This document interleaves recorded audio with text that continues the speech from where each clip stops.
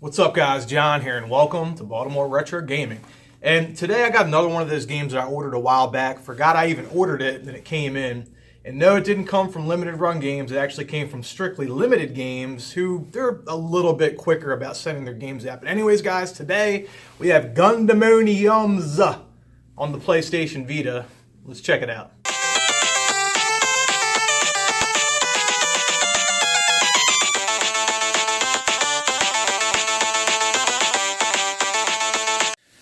Okay, so guys, this is my copy of Gundemoniums on the PlayStation Vita from Strictly Limited Games. So Strictly Limited Games, they always give you these postcards. I think that's pretty cool. I kind of wish I had the PS4 version now, since I can stick the postcard right into the game case, but that's not going to happen. And here's my trusty box opener.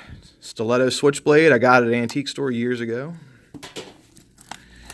Does this game come with the manual? I mean, it's one of those limited print type of game, so it should.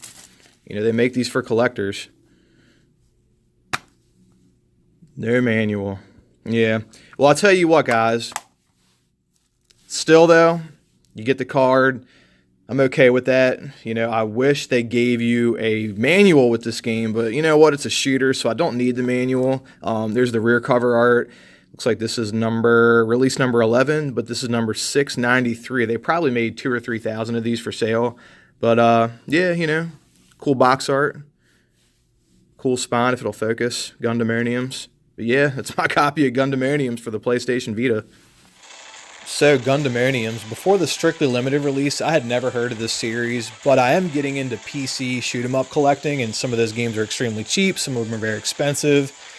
Either way, they're very uncommon and hard to find, so I just go for the really cheap ones, and they're usually great games, and they came out during a time when shoot-'em-ups weren't real popular for consoles, but they stayed popular in Japan for PCs. Anyway, when I tried to find information on this game, I didn't find a lot online. I checked out Wikipedia, and it talked about Gundemonium and some of the previous releases and stuff like that, but I didn't want to go into detail with that. I wanted to focus on the new game, so on the PlayStation Store, it says here that Gundemoniums is a revamped version of a Japanese PC classic, Gundemonium, first released in 2003. This side-scrolling high-speed Danmaku shoot-'em-up has a focus on navigating the mazes created by certain fire.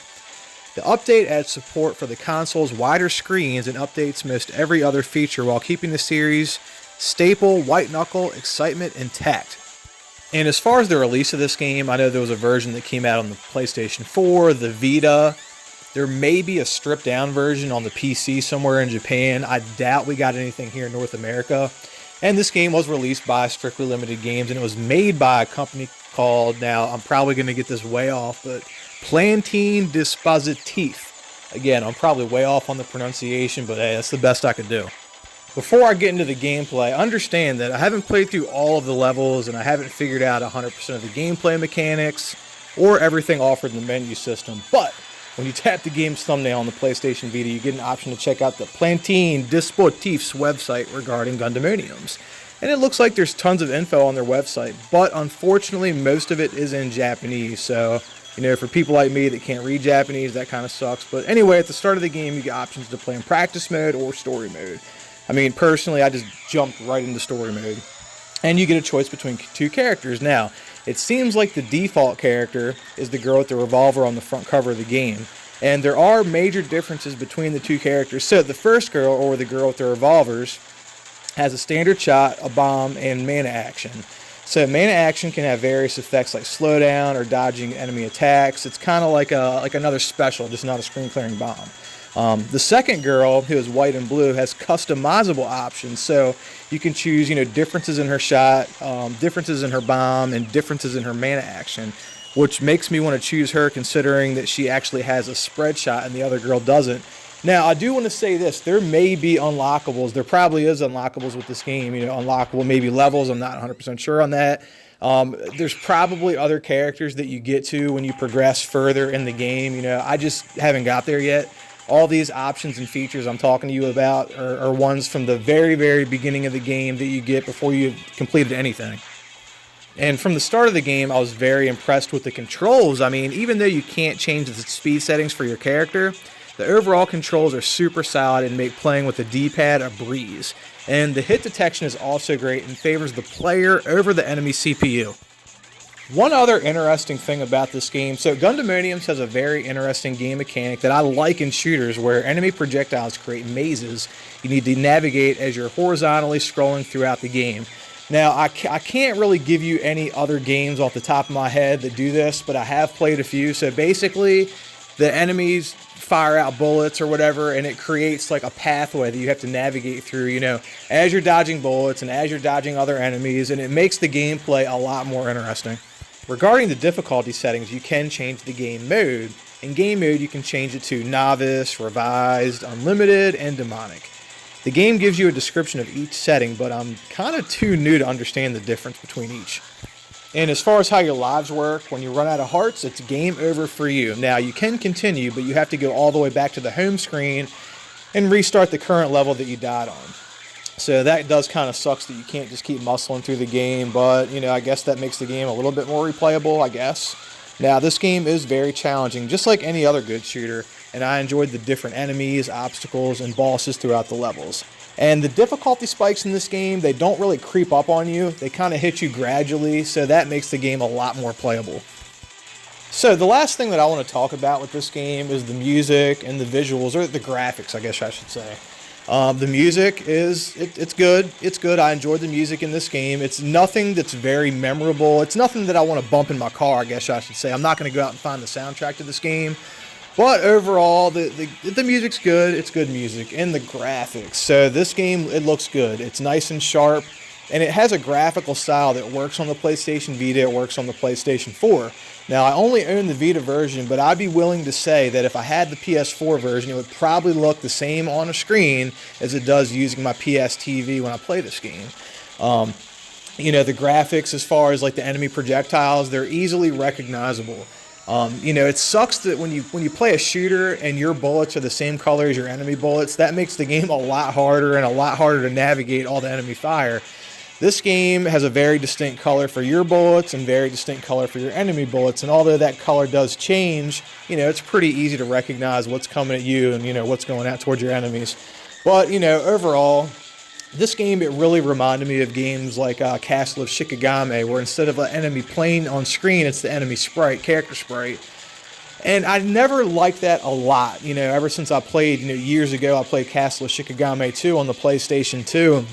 You know, seeing that character sprite instead of, you know, the actual character instead of like a spaceship kind of turned me off. And although as I get older, I'm starting to like more and more different kinds of shooters. I mean, this game, not having that spaceship on the screen doesn't bother me at all. As a matter of fact, I prefer the graphical style of this game. So, overall, guys, this is a pretty good shooter. It's definitely one of the best shooters I think that has come out this year. You know, it's based on a series that has been out in Japan for apparently many, many years that I've never heard of. But these are the types of series that I enjoy hearing about, enjoy learning about, and definitely enjoy playing when I find out about them. So guys, overall, I would say that if you like shoot-em-ups or arcade-style games, if you own a Vita or a PlayStation 4, I'd say yeah, this game's a must-own. Okay, so Gundemoniums, you guys copping or what? You know, I feel like this is a solid game. And, you know, it was only $35 at the time, I believe. Now, I do want to say this. Now, I looked up the price of this game, so I feel like the Vita version's a little bit cheaper than the PS4 version. I mean, according to eBay, you know, that's the only place I could find versions of this for sale. But it looks like, and there's the prices everywhere, if you want the Vita version or the PS4 version, you're probably going to spend anywhere from $50 to $100. Yeah, I know, it's all over the place. So I would recommend this game at a $50 price point. I mean, first party games, they're like $50, $60 at GameStop, right?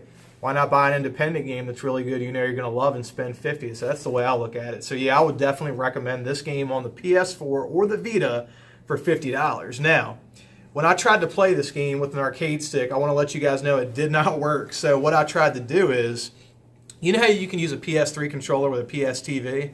So I had this on my PS TV, and I have a PS3, a Hori arcade stick. So what I tried to do is hook the arcade stick up to the USB port in my PS TV and play that way. It didn't work. It wouldn't recognize it. So if any of you guys know how to hook an arcade, or maybe a Bluetooth arcade stick, I don't know. But if any of you know how to hook an arcade stick up to a PS TV, I'd be pretty grateful for that information. So if you know anything, let me know in the comments down below or message me on Twitter, Instagram, whatever. Anyways, guys, I recommend this game. Buy it for $50 if you can. Enjoy it. And I think this is probably one of the best shooters that's come out this year. You know, just a good game. Anyways, guys, thanks for watching. Now, remember to like this video. Remember to subscribe to the channel. Until next time, peace out.